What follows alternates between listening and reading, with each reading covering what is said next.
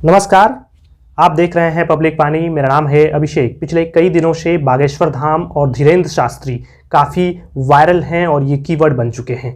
दरअसल मामला ये है कि धीरेन्द्र शास्त्री पिछले दिनों जब वो नागपुर गए तो वहाँ पर अंधविश्वास उन्मूलन समिति ने उन्हें एक चैलेंज दिया और कहा कि वो उनके मंच पर आएँ और वो कुछ लोगों के बारे में देंगे और उनके बारे में वो पूरा डिटेल्स बताएं, क्योंकि जिस तरीके से बाबा बागेश्वर धाम वाले जो महाराज हैं या फिर जो धीरेन्द्र शास्त्री हैं वो जिस तरीके से दावा करते हैं कि वो चमत्कार करते हैं, लोगों के नाम बता देते हैं, तो क्या वो इन लोगों के भी नाम बता सकते हैं, इनके पिता के नाम बता सकते हैं, इनके मोबाइल के नंबर दे सकते हैं, नहीं दे सकते हैं।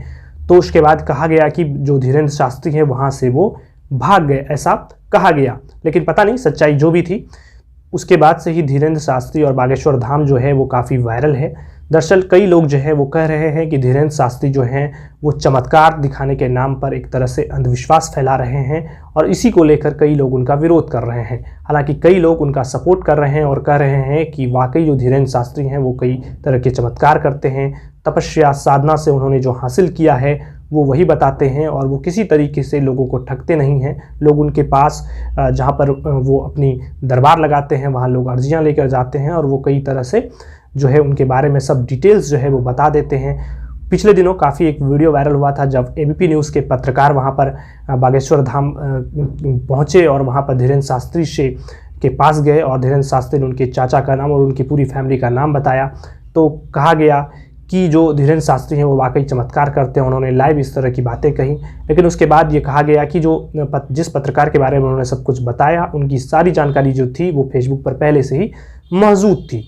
तो तब से ही जो है धीरेन्द्र शास्त्री और बागेश्वर धाम जो है काफ़ी वायरल। ऐसा नहीं है कि सिर्फ विज्ञान से जुड़े हुए लोग ही उनका विरोध कर रहे हैं, यहाँ तक कि शंकराचार्य भी उनका विरोध कर रहे हैं और कई साधु संतों का भी ये कहना है कि जो बागेश्वर धाम वाले धीरेन्द्र शास्त्री हैं वो चमत्कार दिखाने के नाम पर अंधविश्वास कर रहे हैं और हिंदू धर्म में, सनातन धर्म में अंधविश्वास फैलाने वालों के लिए कोई जगह नहीं है। लेकिन उनका कहना है कि हम कोई जो है अंधविश्वास नहीं फैला रहे हैं। वो दूसरे धर्मों पर आरोप लगाते हैं कि दूसरे धर्म वाले जो हैं वो अंधविश्वास फैलाते हैं और मैं इस तरह से कोई भी काम जो है वो नहीं कर रहा हूँ, सिर्फ चमत्कार दिखा रहा हूँ। ऐसे में सवाल उठता है कि क्या हमें बागेश्वर धाम वाले धीरेन्द्र शास्त्री पर विश्वास करना चाहिए या नहीं करना चाहिए। कई न्यूज़ चैनलों पर काफ़ी डिबेट हुआ और दिखाया गया, उसमें जो माइंड रीडिंग का जो काम करते हैं उन लोगों को बुलाया गया और उसमें से ही एक काफ़ी वायरल है सुहानी शाह।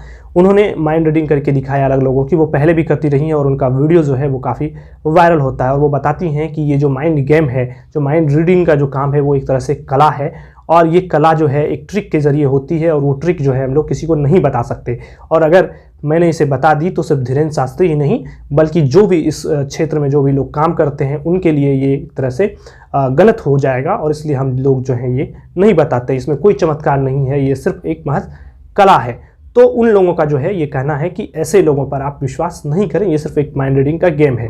लेकिन भारत में धर्म जो है हमेशा से एक संवेदनशील मामला रहा है। लोग बाबाओं पर भरोसा करते रहे हैं क्योंकि कई सही मायनों में कई बार कई लोग जो हैं वो अपनी साधना तपस्या के चलते कई बार कुछ अच्छा काम करते हैं। लेकिन ये भी सच है कि कई लोग जो हैं बाबा बनकर धर्म का अंधविश्वास फैलाकर कई लोगों को बार बार ठगते रहे हैं। तो ऐसे में ज़रूरी है कि हमें सतर्क रहने की ज़रूरत है। हमें धर्म और अध्यात्म को मानना चाहिए, लेकिन हमें उतना ही मानना चाहिए जितने में हमारा नुकसान ना हो, हम किसी अंधविश्वास के जाल में ना फंसें। और कहीं ना कहीं जो बातें कही जाती है कि हमारे और भगवान के बीच में कोई तीसरा क्यों आए, क्यों ना हम खुद भगवान से इतनी प्रार्थना करें, क्यों ना हम खुद भगवान से खुद ही जुड़ जाएं, जो किसी तीसरे लोगों को उसके बीच में आना पड़े, किसी एजेंट को आना पड़े, खुद ही हम लोग ईश्वर से जुड़ने का एक माध्यम बने। और ऐसे किसी लोगों पर विश्वास ना करें जो आपकी भावना को कहीं ना कहीं मजाक बनाकर आपके साथ खेल करता रहे और वो अपना फ़ायदा उठाता रहे। देखते रहिए पब्लिक वाणी और हमारे चैनल को सब्सक्राइब कर दीजिए और बेल आइकन को प्रेस कर दीजिए। आपका बहुत बहुत धन्यवाद।